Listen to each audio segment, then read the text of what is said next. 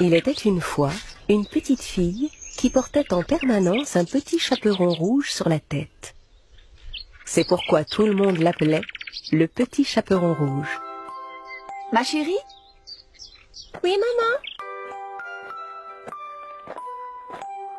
Tu sais que ta grand-mère est malade. Tu voudrais bien lui porter les biscuits que j'ai préparés et ces herbes fraîches que j'ai cueillies pour elle? Bien sûr, maman, je m'en occupe. La petite fille, coiffée comme toujours de son petit chaperon rouge, se mit en route pour la maison de sa grand-mère. Ne t'écarte pas du chemin en traversant la forêt des petits lapins, lui dit sa mère alors qu'elle s'éloignait. Le petit chaperon rouge s'enfonça dans les bois en chantant gaiement des chansons. Mais pourquoi on l'appelle la forêt des petits lapins? Je n'ai vu aucun lapin le long du chemin. Le petit chaperon rouge arriva à un sentier bordé de fleurs. Il y en avait de toutes les couleurs. Je vais faire un bouquet pour ma grand-mère, ça lui fera plaisir. À mesure que le petit chaperon rouge cueillait les fleurs, elle s'écartait peu à peu de son chemin sans s'en rendre compte. À un moment, elle entendit un bruit dans les fourrés. Soudain, un grand méchant loup s'approcha d'elle. Le petit chaperon rouge eut si peur en voyant le loup juste devant elle qu'elle en lâcha le panier qu'elle transportait. Le loup s'approcha et ramassa les biscuits qui étaient tombés par terre. Puis il tendit le panier au petit chaperon rouge. La petite fille était stupéfaite par ce geste inattendu du loup. Oh, merci beaucoup. De rien, où vas-tu comme ça, fillette? Chez ma grand-mère. Elle habite tout au bout de la forêt, dans la petite maison jaune. Elle ne se sent pas bien, alors je lui apporte ses biscuits et des herbes. Ah, vraiment? Au fait, vous pouvez m'appeler le petit chaperon rouge. Tout le monde m'appelle par ce nom.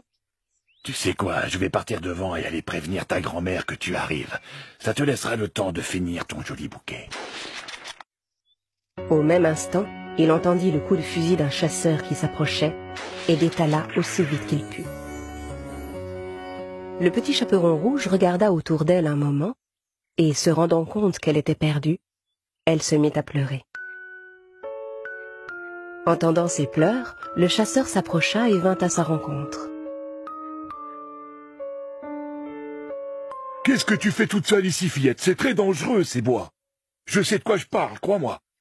Je suis à la recherche d'un grand méchant loup qui rôde par ici depuis un bon bout de temps. » Le petit chaperon rouge était tout honteuse de ne pas avoir écouté sa maman et de s'être écartée du chemin en traversant la forêt. C'est pourquoi elle n'osa pas dire au chasseur qu'elle avait rencontré le loup. Oui, mais je voulais juste apporter des biscuits à ma grand-mère de l'autre côté de la forêt et je me suis perdue. Dans ce cas, petite, je vais t'accompagner jusque chez elle. Et ensemble, ils se remirent en chemin. Au même moment, le loup prit un raccourci à travers les bois et arriva à la maison de la grand-mère. Il frappa à la porte. La grand-mère appela de l'intérieur. Qui est là? Le loup transforma sa voix. C'est moi, grand-mère, le petit chaperon rouge. Je t'apporte des biscuits et des herbes fraîches ramassées dans les bois. La porte est ouverte, ma chérie, tu peux entrer. Le loup, qui se réjouissait déjà, poussa la porte et entra.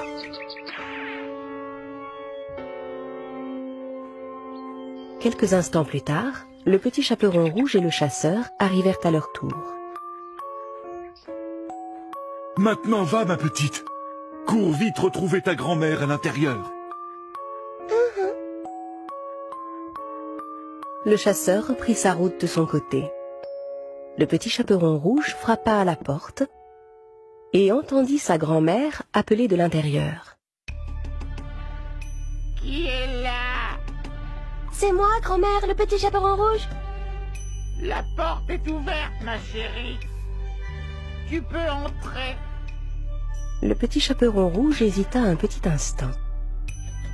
La voix qu'elle entendait lui semblait un peu différente de celle qu'elle connaissait. Puis elle se rappela que sa grand-mère était malade. Si grand-mère a une drôle de voix, c'est sûrement à cause de sa maladie. le petit chaperon rouge poussa donc la porte et entra. Le loup était allongé dans le lit, déguisé en grand-mère. Comme il avait pris soin de tirer les rideaux, il faisait sombre dans la pièce. Avec son bonnet de nuit et ses lunettes, le petit chaperon rouge ne pouvait pas le reconnaître. Comme c'est gentil, ma chérie, de t'être donné la peine de faire tout ce chemin pour m'apporter de quoi manger. Viens par ici que je puisse te prendre dans mes bras. Allons, mon enfant, approche-toi un peu plus près. Le petit chaperon rouge déposa son panier par terre, mais n'osa pas s'approcher trop près du lit. Sa grand-mère lui paraissait vraiment changée. « Grand-mère, pourquoi as-tu de si longs bras ?»« C'est pour mieux pouvoir t'enlacer, mon enfant. »« Grand-mère, pourquoi as-tu de si grandes oreilles ?»« Eh bien, c'est pour mieux t'entendre, mon enfant. »« Mais grand-mère, pourquoi as-tu de si gros yeux ?»« Mais voyons, c'est pour mieux te voir, mon enfant. » Dis, grand-mère, pourquoi as-tu des dents pointues ?»« Allons, ça va de soi, c'est pour mieux te manger, mon enfant. » Le loup sauta hors du lit et se rua sur le petit chaperon rouge.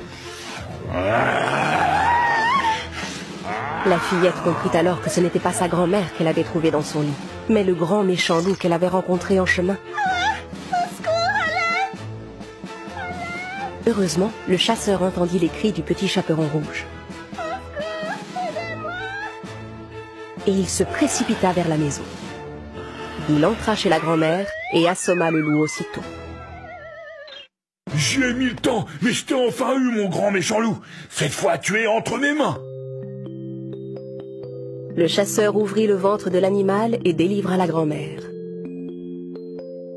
Merci, monsieur le chasseur, vous nous avez sauvé la vie. Ce n'est rien, voyons. Mais tu dois me promettre qu'à l'avenir, tu ne désobéiras plus jamais comme ça à ta maman, ma petite.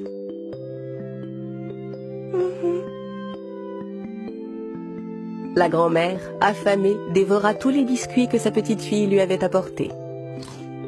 Et avec les herbes fraîches, elle se fit une bonne tisane qui la remit immédiatement sur pied. Le petit chaperon rouge promit à sa grand-mère que plus jamais elle ne se laisserait duper de cette manière par un grand méchant loup. La fillette reprit la route dans l'autre sens pour rentrer chez elle, en chantonnant gaiement. En chemin, elle croisa à nouveau le loup que le chasseur avait obligé à nettoyer toute la forêt. En voyant le petit chaperon rouge, le vilain loup eut vraiment honte de ce qu'il avait fait. Et la forêt des petits lapins redevint ce qu'elle était auparavant, pleine de joie, de fleurs et de petits lapins.